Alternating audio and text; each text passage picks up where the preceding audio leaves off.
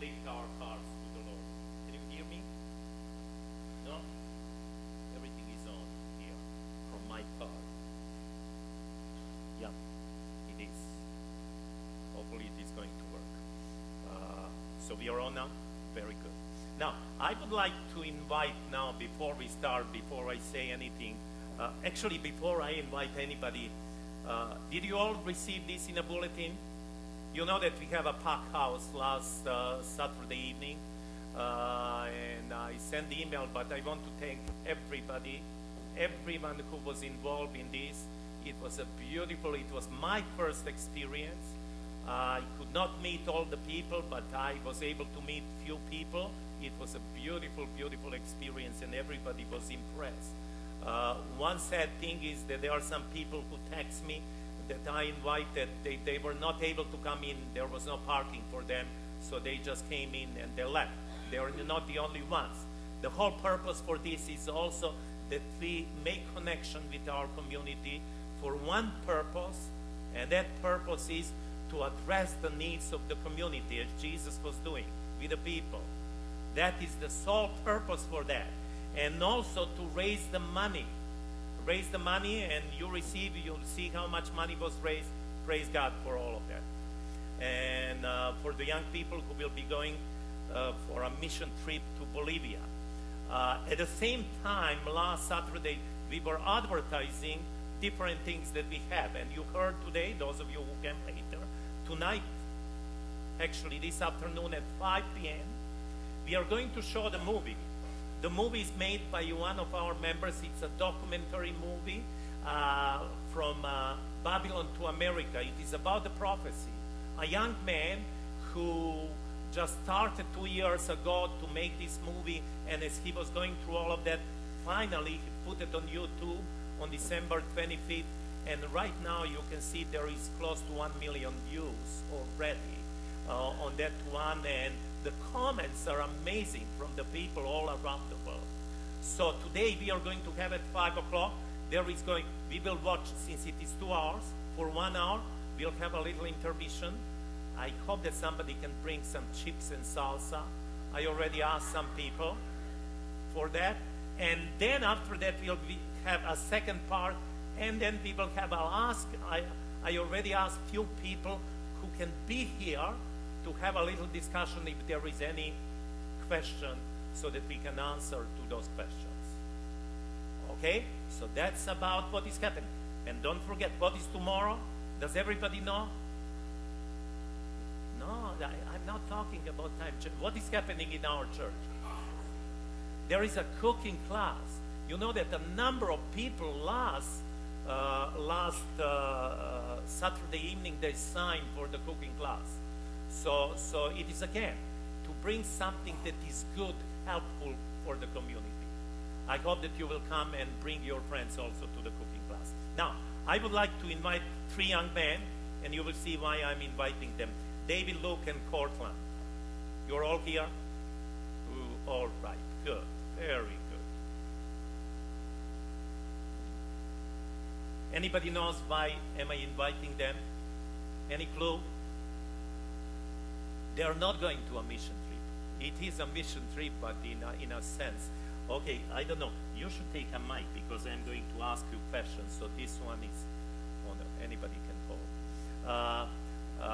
These 3 young men, they are part of the team, which is Pathfinders, which is called Bible Ball, but it is a competition among the Seventh-day Adventist churches, conferences, and churches where they learn. Basically, they memorize the Bible, and this year they are competing from the book of Esther and the book of Daniel. So they already passed 2 levels. Now the next level, which is next Saturday, next weekend, is that right? It is going to be at Andrews, which is union level. If they pass that level, they are going to be the nationwide level, which is going to be in Florida. Very, very good. So I invited them because this is a beautiful thing. When the young people learn the scripture, memorize, and they know what is going on. Yes, competition is something to encourage them. But one thing that is going to stay, that they will know the scripture. So I would like to pray for them, because they are beautiful, amazing young man. But before I pray, I just wanted to test their knowledge. For me, it's easy to for me, it's easy to stand on this side. I know. Is it fair? Huh? Should I? Okay, okay, okay. Cortland, you're focusing on the book of Esther. That's right. Okay, I'll start with the easy one, then I end up with the hard one. Okay, what was the name of the king? Ahasuerus. Very good. Where was the throne of his kingdom? It was in Shushan the citadel. Shushan, very good. What is Shushan? You said it already. Okay. In what year of his reign did he make a feast for all the officials and servants? Third year. Third year. Okay. And how many days he was showing his riches and glories? 180. And then he continued with the party how many more days? 7. 7 more days. Now the hard one. Should I or not? Go for it. Go for it. You know when they were looking for the Vashti, and he sent 7 of his eunuchs. Mm-hmm. Do you know the names? I do, but not in order. Okay. It's Harbana. I don't know how to pronounce them, but Harbana, Biztha, Bigtha. There was Carcass. Who named the kid that? Okay. There was Zether, Mehuman, and the other one was it was a Bagtha. Excellent. You can check there. Amazing. Excellent, excellent. Who is going to be next? David or Luke? David. Okay, Luke is next. Okay, okay. I didn't see. I have a question for you. Okay, easy one. What is the meaning of the name Daniel? His other name was Belteshazzar. It doesn't say the meaning. Okay, but do you know that this is not actually over there? But that's okay. All right. Now, I'm going to read something and you fill the blank. On the 24th day of the first month, as I was standing on the bank of the great river, which is Tigris, I lifted my eyes and looked, and behold, a man clothed in linen with a belt of fine gold from Uphaz around his waist. His body was like Beryl. Excellent. All right. Another filled the blank. Then he said to me, fear not, Daniel, for from the first day that you set your heart to understand and humbled yourself before your God, your words have been heard, and I have come because Of your words. of your words. Very good. Now, and also it says that the prince of kingdom of Persia withstood me 21 days. But then one of the chief of the prince came, and his name was Michael. Michael. Excellent. Okay, that's it. I don't need to ask him more. Okay, David. The other name of Daniel. Belshazzar. Then Belteshazzar. Then we'll know Shadrach, Meshach, and Abednego. Tell me their Hebrew names. Hananiah, Mishael, and Azariah. Very good. Now tell me, when the King Nebuchadnezzar saw the dream, tell me in exact order from the head, and then tell me which part represent what. The head of gold was Babylon. The chest and arms of silver was Medo-Persia.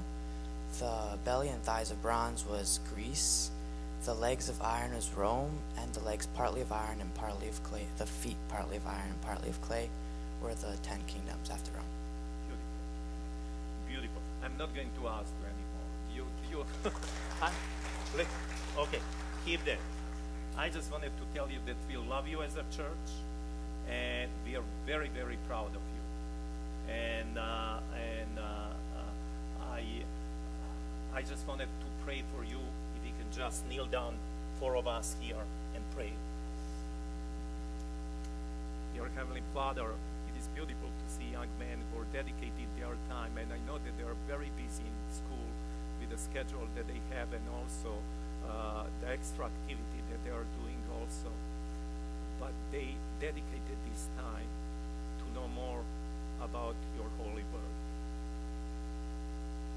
And I pray, Lord, yes, that they do well on competition. But above all, I pray that the knowledge that they are going to get, that they are going to receive, and they are going to remember that it is going to be a life-changing, and that it will stick with them forever. That one day, all of us together with them, we can see you face to face, Lord. And I pray for that, that no matter what life is going to bring to them, that they would know, like Daniel, Shadrach, Meshach, and Abednego, that we purpose, we determine that we are going to be faithful to the Lord. Thank you in the name of Christ. Amen. Thank you so much. And sorry for the grilling you here in front of everybody.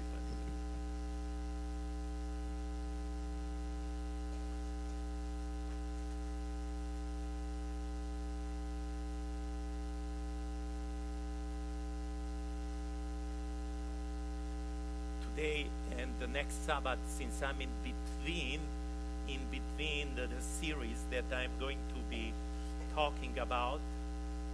Actually, I finished one and I will begin the next one. I'm going to speak about something that is, I believe that there is always time for that to speak about. And I believe that it is something that is very hard to speak about because we all know the truth. Next Sabbath, I'm going to talk about the extreme behaviors, which is sexual addictions and other things that they can come and that they can take over us, which is very, very prevalent in today's society. And as much as we would like to avoid those things, it's happening also among us. And a lot of people are affected with this. So that is what's going to be next Sabbath. Now, next Sabbath also, right after lunch, I would strongly encourage that the parents would stay at 2 o'clock. There is a movie that it was introduced to me by two of the young people here that they recommended to me, Anna and Eric. And then I watched the movie and I said, we need to see this movie so that we can understand how to deal and how difficult those issues are. So I would strongly recommend that all of you stay next Sabbath for lunch and stay for the movie. I am going to ask now publicly that somebody can take care of the children, little one, so that the parents can freely see that. So after the service, I'm not going to ask anybody to raise the hand, but after the service, if anybody would like to do that, please see me. If you could volunteer to take care of the children so that the parents can watch that movie. That is for the next Sabbath. Today, the title of today's presentation or to today's sermon is Rebel. It is the story about David and Absalom.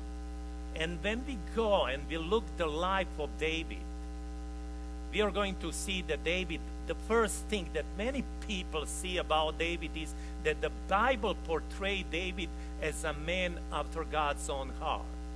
And then some people, they have lots of questions. How can somebody be a man after God's own heart who committed such a terrible sin? Who took another man's wife and then arranged that they can kill that man so that he can be with that woman. Yes, he was a man after God's own heart because he truly, truly repented. And he sought the Lord and he said, "Oh Lord, create in me a new heart." Now, but this time, we are going to see also the things that we do in our life, how the consequences can go way, way, way later on. And we are going to see also how Bible pictures. You know, when you watch the Hollywood movies, you have the bad guys and you have the good guys, black and white, you know. But the Bible goes and tells us different things and picture much more colorful what is happening. And you know, at this time, when you look at David, I don't know where was he standing, but let's just imagine that he was standing up there on the balcony of his throne over there, and he was watching something. And as he was watching, he saw that there is army who is coming there. But this time he was concerned about what is going to happen. Any other time he was not afraid. David was a warrior. He would fight. He was not afraid. He would pray to God. He would go in the name of the Lord, and he was not afraid of anything. But this time he was a man who knew what does it mean to have a sword and spear in his hand. He fought Ammonites, he fought Egyptian army, he fought Philistines most of the time, and he was not afraid at all. But this time it was something different. It was the army that was holding the same flag as his own people were holding the flag. And who was on the other side? Nobody else but his own son Absalom, leading his own people to fight against the father. And by the way, you know, this fight that was there at that time, and David was so concerned, how we are going to fight like this? Is it possible to fight like this? And David knew that this is going to be tragic, that this is going to be difficult. And when I read this text, which we are going to read today, it tells me also that the same war is continuing today.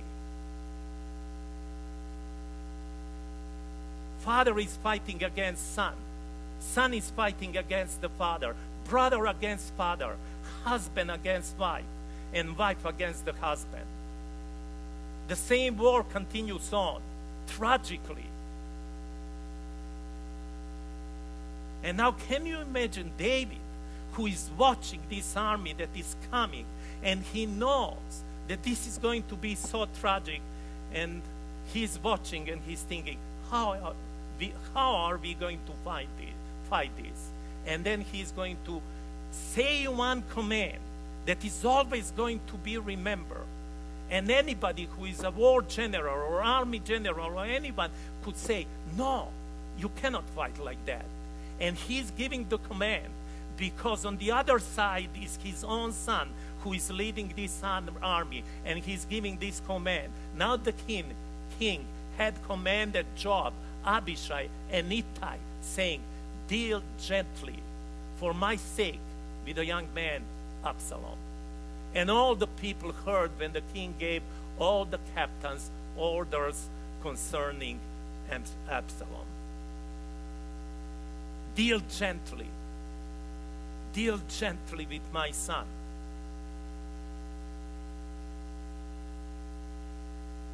And when I read this, somehow like the Bible is telling me also today, John, deal gently with your son and with your daughter. Be gentle with the young people who are here in the church. It's like the Bible is telling me, pastors, church leader, deal gently with those people who most of the time maybe sit up there on the balcony.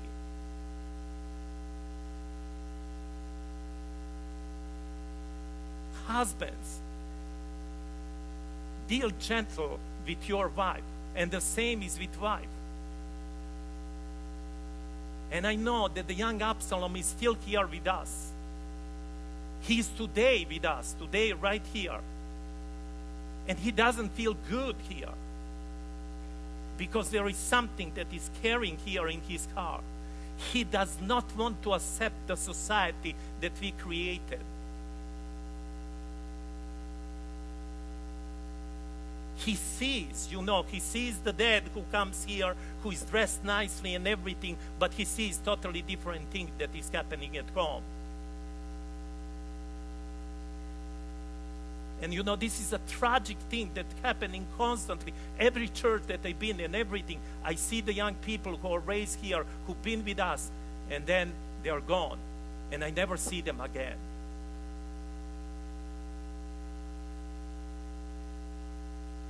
Then I asked, what was wrong? What we did do? What was done wrong? What could we change?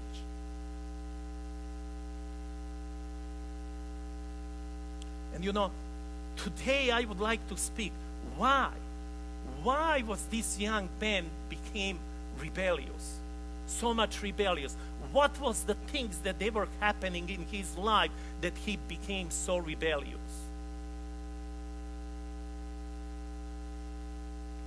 Why was David, why was he scarred? Why was David, one of the saddest words that I read in the Bible is a text that we heard during the scripture reading. Why was David so broken-hearted? If that boy was so bad, why was he so broken-hearted like never before? And we are going to see how Bible portrays the pictures. Now, the question is, who was Absalom? Here is where it says the text. Sons were born to David in Hebron. His firstborn was Amnon by Ahinoam, the Jezreelites. His second, Chileab, by Abigail, the widow of Nabal, the Carmelite. The third, so he was his third son, Absalom, the son of Maacah, the daughter of Talmai, and Talmai was the king of Geshur. The fourth, Adonijah, the son of Haggith. The fifth, Shephatiah, the son of Abital. And the sixth, Itcheram, by David's wife Eglah. Those were born to David in Hebron. Now, let me just give you, to get the better picture about whom we are talking. Look at, David was born in 1040 before Christ. Okay? And we know that he lived 70 years. He ruled how many years? 40 years. He was at the age of 30 when he became a king. Okay? Now, David was born in 1040 before Christ. Amnon was born 1009 before Christ. Absalom was born 1008 before Christ. When all of this happening, Amnon was about 18 years of age. Absalom was 17 years of age. And Tamar was between 15 and 16. Young people. Very young.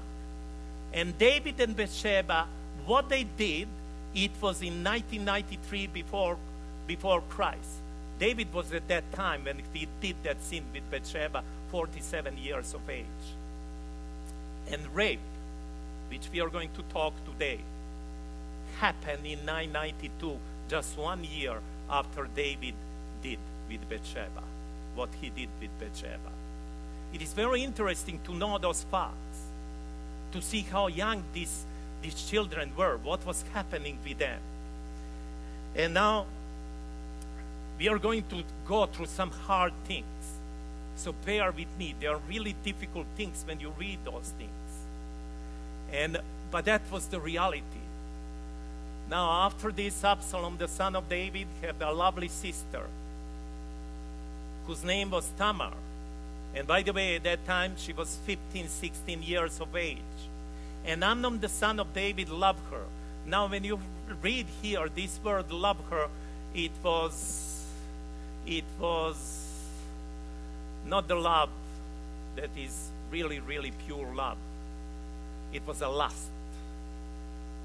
She was not on the same mother. And it says, Amnon was so distressed over his sister Tamar that he became sick, for she was a virgin. And it was improper for Amnon to do anything to her. The author clearly tells us it was improper anything to do to her. But Amnon had a friend whose name was Jonadab. By the way, guys, and the young people, be careful what kind of friends you're going to choose. I just have to throw this here. Extremely, extremely important. And many times when we are young, we don't know what is going on. He had a friend whose name was Jonadab, the son of Shimei, David's brother. Now Jonadab was a very crafty man. And he said to him, why are you, the king's son, becoming thinner day after day? Will you not tell me? And Amnon said to him, I love Tamar, my brother Absalom's sister. So Jonadab said to him, lay down on your bed and pretend to be ill. And when your father comes to see you, say to him, please let my sister Tamar come and give me food and prepare the food in my sight that I may see it and eat it from her hand. Then Amnon lay down and pretended to be ill. And when the king came to see him, Amnon said to the king, please let Tamar my sister come and make a couple of cakes for me in my sight that I may eat from her hand. And David, thinking that his intentions are pure and everything, he allowed this to happen. And David sent home to Tamar, saying, now go to your brother Amnon's house and prepare food for him. So Tamar went to her brother Amnon's house, and he was laying down. Then she took flour and kneaded it, made cakes in his sight, and baked the cakes. Poor young girl. She's coming with such innocent. She loves her brother as you love the brother, and she comes and she wants to help the brother she thinks that he's sick. And she took the pan and placed them out before him, but he refused to eat. Then Amnon said, have everyone go out from me alone.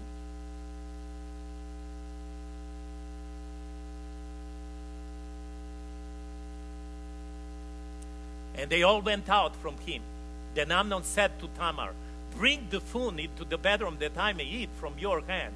And Tamar took, again, innocent young girl, and Tamar took the cakes which she had made and brought them to Amnon, her brother, in the bedroom.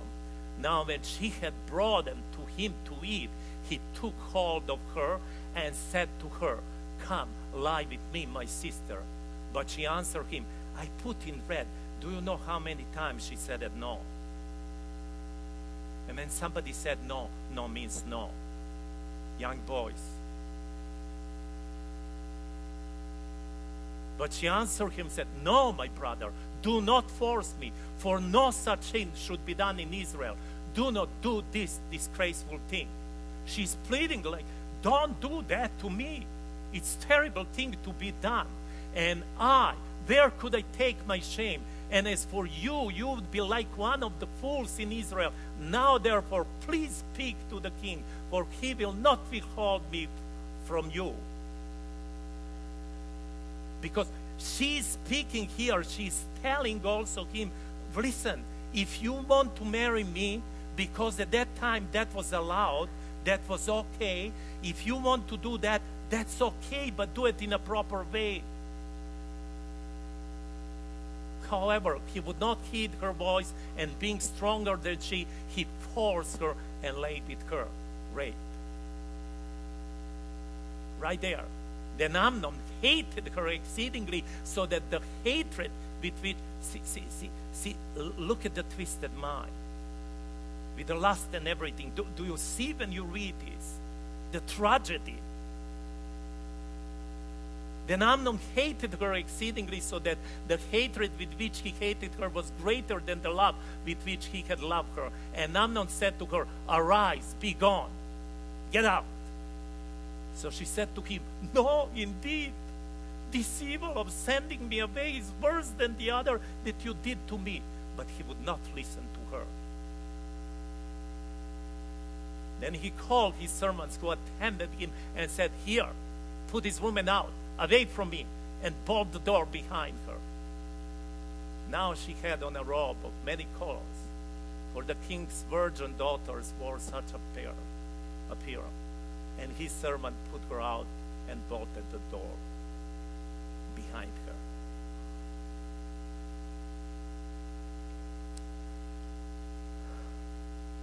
Then Tamar put ashes on her head and tore her robe of many colors that was on her, and laid her hand on her head, and went away crying bitterly. She was scarred for the rest of her life. Nobody is going to take her. Done. Her life was finished right there. Over.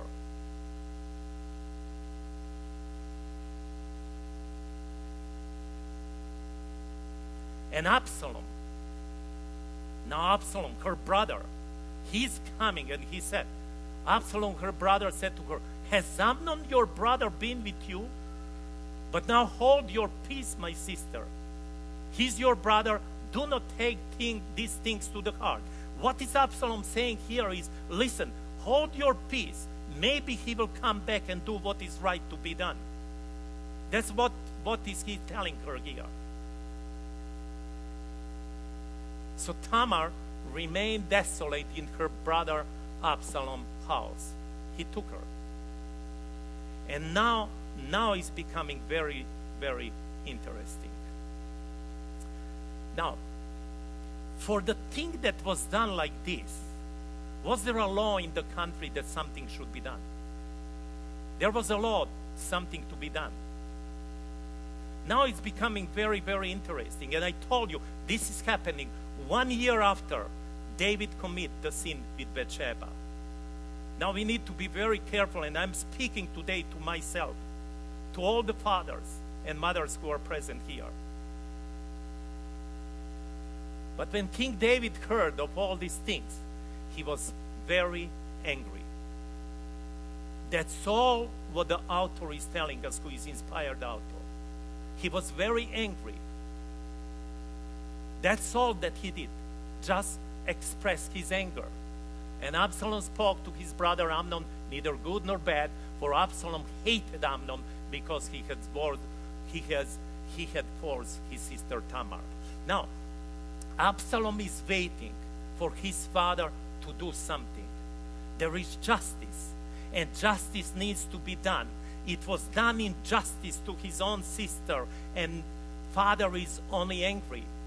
He's doing nothing about what was done. And the question is, why did David didn't do anything at this situation? Why he was silent? Why he was just there doing nothing? You know, the answer comes in Patriarchs, in Prophets, in page 727 and 729. He said, the shameful crime of Amnon, the firstborn, was permitted by David to pass unpunished and unrebuked.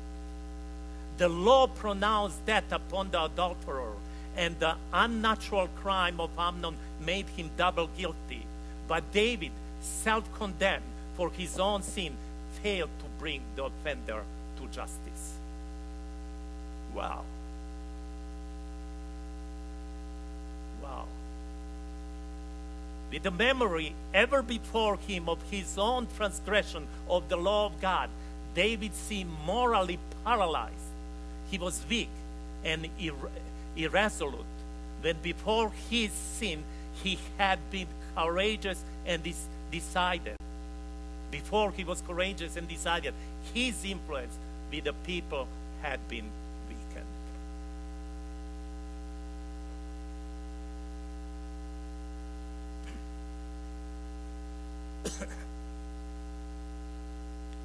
And I know one thing, that many of the crises like this, they're happening in our homes.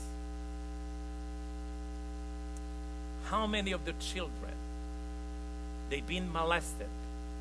How many people they've been abused? How many of them, they just in the family, do you know what they do? We are going to cover everything so that the scandal is not going to be, to keep the name of the family good. And things that they are disturbing our home, sooner or later are going to disturb our church and our society. And we already see those things.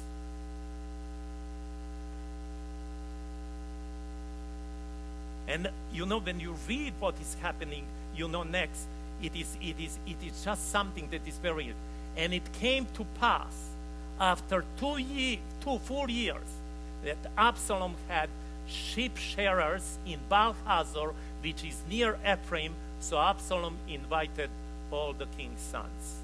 So he's waiting for 2 years that the justice should be done, and nothing is done. And he's saying, well, if justice is not done, you see how the young man is becoming rebellious. Something is cooking into him, to use that word. Something is changing in his life. And I have to tell you one thing. The psychologists, they say that when injustice is done to our children, to somebody, by pastor, by policemen, by the teacher in school, by parents, father or mother, the fundamental things are going to be changed in the upbringing of that young person. Because they look in these people, they look that they're, and specifically, and I recently spoke with somebody where injustice was done to the young girl and nobody is doing nothing, they're just covering. That's how the heart of that girl or anybody is going to become rebellious. They are going to say, there is nobody who can stand.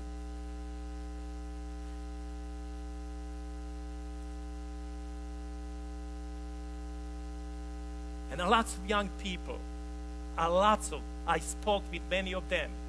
They don't leave the church because of our teaching. They don't.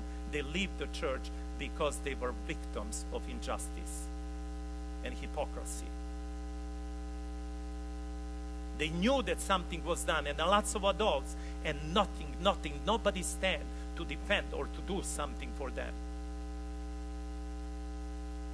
And by the way, the young people, they know us very well. We cannot cover things as much as good we are here. They know very well who we are. And I believe that the Absalom would come, and he longed to come to David, to his father, to talk.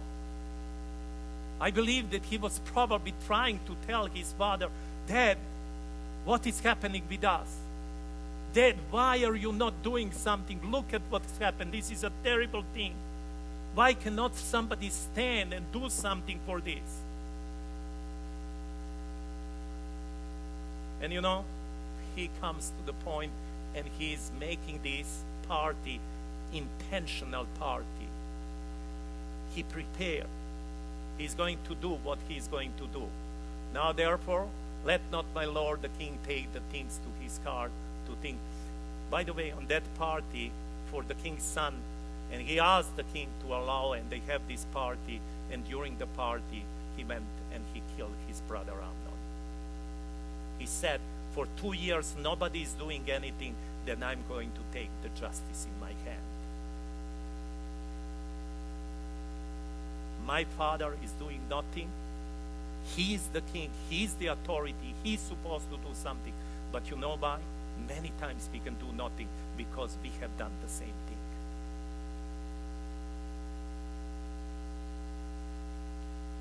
And it says, you know, down therefore he's killed. And look at, the word is coming to David, and they said, all of your sons are killed. They're gone, dead. Now therefore let not my lord the king take the things to his heart, to think that all of the king's sons are dead. They said, for only Amnon is dead. Then Absalom fled, and the young man who was keeping watch lifted his eyes and looked, and there many people were coming from the road on the hillside behind him. And Jonadab said to the king, look, the king's son are coming, as your servant said, so it is. So it was as soon as he had finished speaking that the king's sons indeed came, and they lifted up their voice and wept. And also the king and all his servants wept bitterly.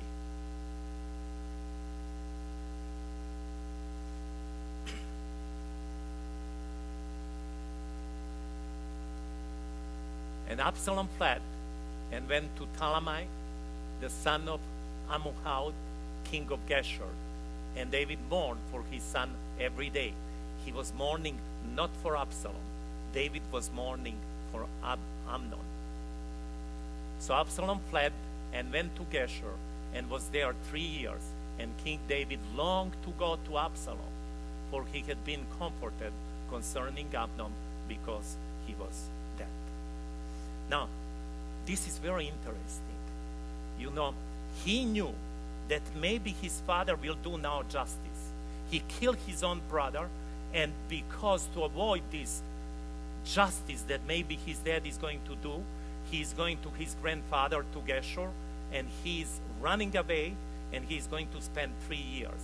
Now, how many years since the rape was done? How many years? 5 years. 5 years has passed by.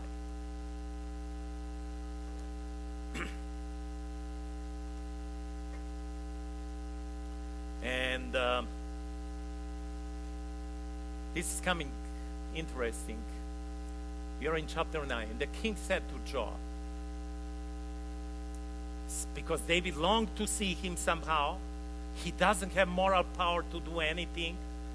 Then the Joab is stepping there, and he's going to do something, and he said, all right, I have granted this thing. So therefore, bring back the young man Absalom.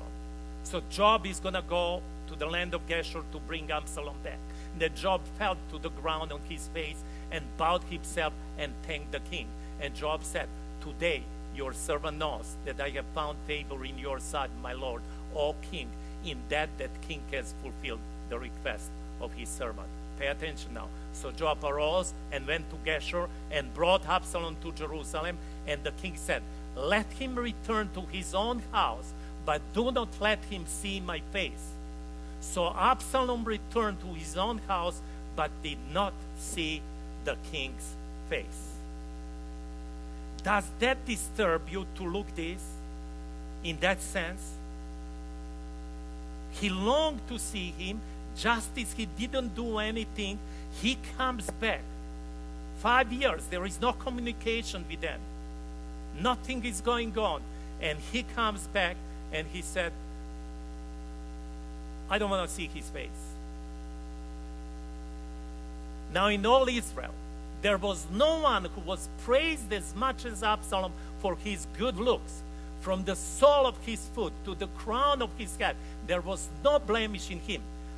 Handsome young man can be. And when he cut the hair of his head, at the end of every year, he cut it because it was heavy on him. When he cut it, he weighed the hair of his head and 200 shekel according to the king's standard. And this is now also very, very. You see the heart of this young man who became rebellious. Why is he doing all of this? To Absalom were born the 3 sons and 1 daughter whose name was Tamar. Why is he naming her Tamar? Because his own sister who was raped, she's alive, but she's dead. There is no future for her. And somehow he wants to replace her. So he got a daughter and he gave to the daughter named Tamar. And look at the next sentence. She was a woman of beautiful appearance.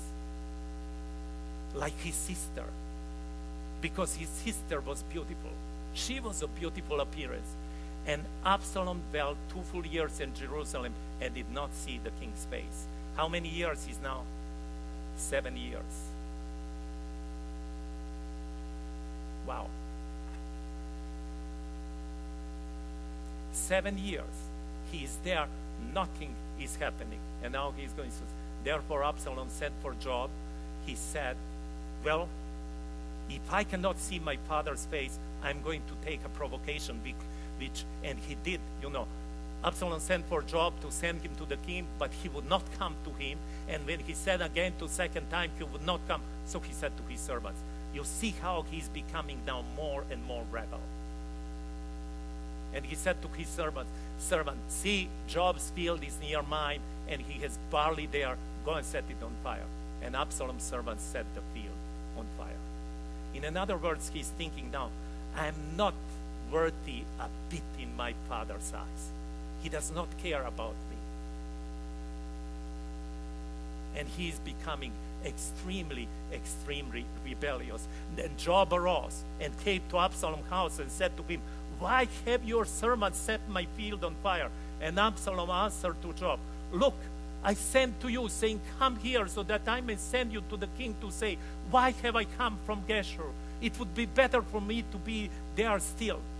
It seems when I read this that he was crying. He said, why did I come here? I wanted to see the father. I wanted to have a conversation with my father. This is what the young people, they seek for. They seek the conversation, the time together in the family.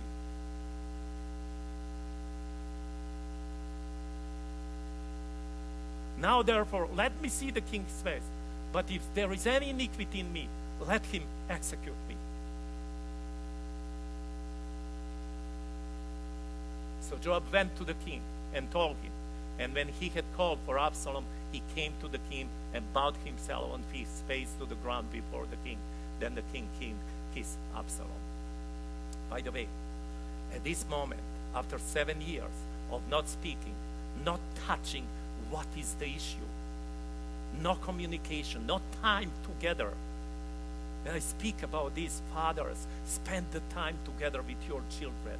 Let your character be, let the words that you're telling them match also how you act also. This is what they need desperately. This is what the young people, they need communication. They need something. They have answers. They have questions. Why? And love them. One of the things that every boy needs to hear, and every girl from their father and mother each day, and the guys who comes to men's fraternity, they know this already. They need to hear, I love you, I'm proud of you, and you're good at. Fill the blank. I love you, I'm proud of you, you're good at. Fill the blank. Every day they need to hear that.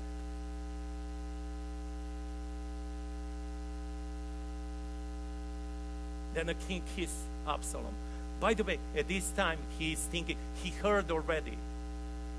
My father excluded me totally from all affairs in his life. He already heard that my younger brother is going to be the next king. I'm nobody. I'm nothing in the eyes. That's what he thinks. I'm nothing in the eyes of my father. Who cares anymore? What do I do? Doesn't matter. Whatever I do, I will never gain the love of my father. This is what the children, they are longing for.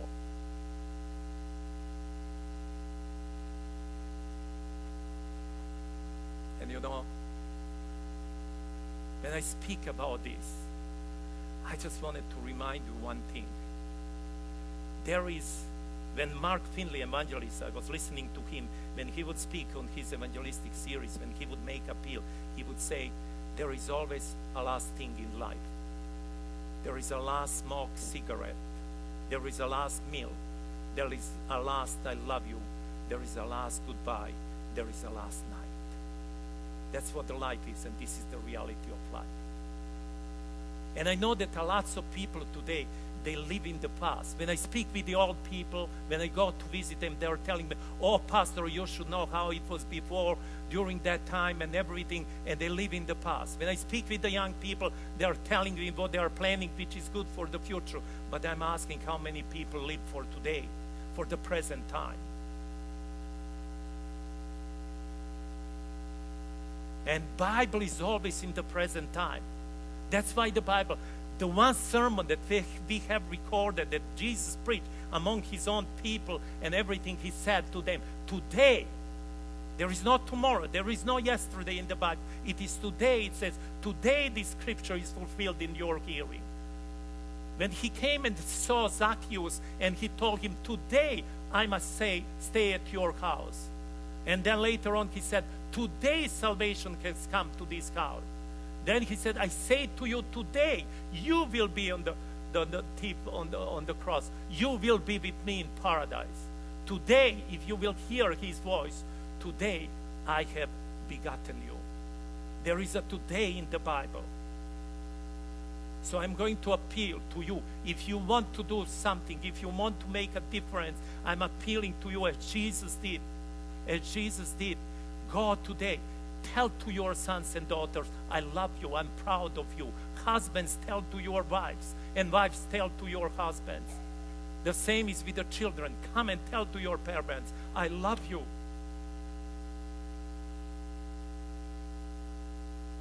And I'm sure that the lost time that he did have and he didn't do anything, that was in the mind of David. And that was probably with him to the rest of his life. Probably the time came that he wanted to listen to his son. Probably the time came that he wanted to say, son, what is happening with us? Tell me, let us talk. Let us embrace each other.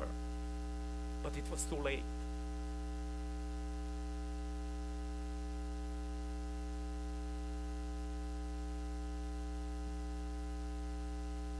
Let me just give you one thing, because I'm very concerned. We have a number of our young people here among us. If the young person comes and tells to somebody, listen, I'm struggling with this and that. Be there and support that young person. Uplift them. Let them get out. Don't go and talk around. Don't. Labeling is the worst thing that can happen to anyone. And you know, I was reading the book, Drinking at the Source by Jacques Duhan. Pastor Branko Dedic knows. Actually, he took this tale at the beginning of his book from the Jewish author who got the Nobel Prize in 1996, Agnon. And he's telling me this tale in this story. There was a dog, very friendly dog, who lived in Jerusalem. And everybody, it was a street dog, but everybody loved that dog. They were all around, and everybody pet him and feed him, till one day, one cruel painter, he came and he wrote on the back of that dog, "Mad Dog." And that was the beginning when everything changed for that dog. Labeling. They put something back. And they started throwing the stones. No more food, nothing. And the poor dog didn't know why, what was going on. And you know what? The war was over. Then the watchman saw another man running. And the watchman called to the gatekeeper and said, "There is another man running alone." And the king said, "He also brings news." So the watchman said, "I think the running of the first is like the running of the Ahimaaz, the son of Zadok." And the king said, "He's a good man and comes with good news." So Ahimaaz called out and said to the king, "All is well." Then he bowed down with his face to the earth before the king and said, "Blessed be the Lord your God, who has delivered up the men who raised their hand against my lord the king." And the king said, "He does not ask, did we win in this battle?" He's concerned only about one thing. How many parents are crying for their children? They're weeping for their children. And he comes and he said, "Is the young man Absalom safe?" That's all what is in his mind. Is the young man Absalom safe? I want to bring this to our attention because there are many people that we see them and they are gone. And they're forgotten. Ahimaaz answered, "When Joab sent the king's servant and me, your servant, I saw great tumult, but I didn't know what it was about." And the king said, "Turn aside and stand here." So he turned aside and stood still. Just then the Cushite came, and the Cushite said, "There is a good news, my lord, the king. For the Lord has avenged you this day of all of those who rose against you." And the king said to the Cushite, "Is the young man again? I don't care if he won or lose in this battle. Is the young man Absalom safe?" So the Cushite answered, "May the enemies of my lord the king and all who rise against you to do harm be like that young man." And now I don't know if I'll go through the next one. Every time when I read, my heart is really, really shaken. Then the king was deeply moved and went up to the chamber over the gate and wept. And as he went, he said thus, "Oh, my son Absalom, my son Absalom, if only I had died in your place. Oh, Absalom, my son, my son."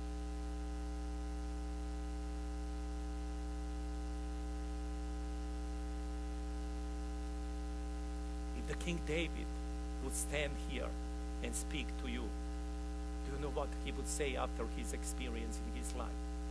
You're never going to be too merciful toward your children.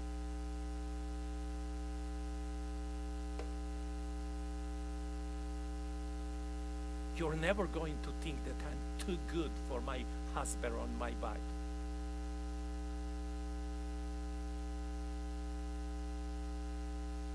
And I'm just going to finish with the illustration. I got it that I have it here somewhere. Anyhow, I just tell you, there was Alexander the Great as he was going through the battles and everything, and they wanted to do a portrait of him. And then they found artist who is going to do the portrait of him, there was one thing that artist was struggling. He, in one of the battles, he had Alexander the Great have a scar here on his face. And he didn't want to show that scar. And he was thinking, how am I going to do? What am I going to do? How would I hide this scar? If I just painted like without scar, it would not be a true picture of him. Then he said, well, he came after thinking, and he came with the idea. He said, just put your fingers, your hand here, and cover those scars. You know, my brothers and sisters, there are many scars that we are taking, that we are having, and going through life with those scars. There are many mistakes that we made in our lives. But there is a Jesus Christ who is full of unconditional love toward us, toward our children, who is not just putting his hands, who is totally erasing all the scars. With Jesus Christ, everything is possible. So, my dear people, today, salvation came to this house. If you want to do something, do it today. Don't wait till tomorrow. Do it today. Dear Heavenly Father, thank you for being so merciful to us. I could ever comprehend that. But at the same time also, Lord, and I praise your name for that, but at the same time, I have to say, I was not even close to that.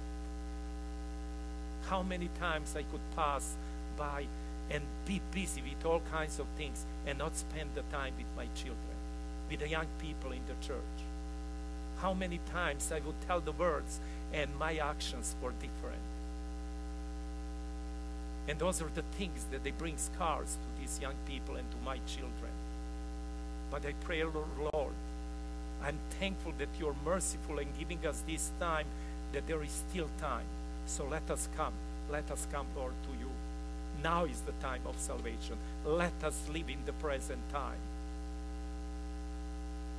And I pray also, Lord, that we will never think that we are too merciful. No. Let us plead. Let us talk with the young people.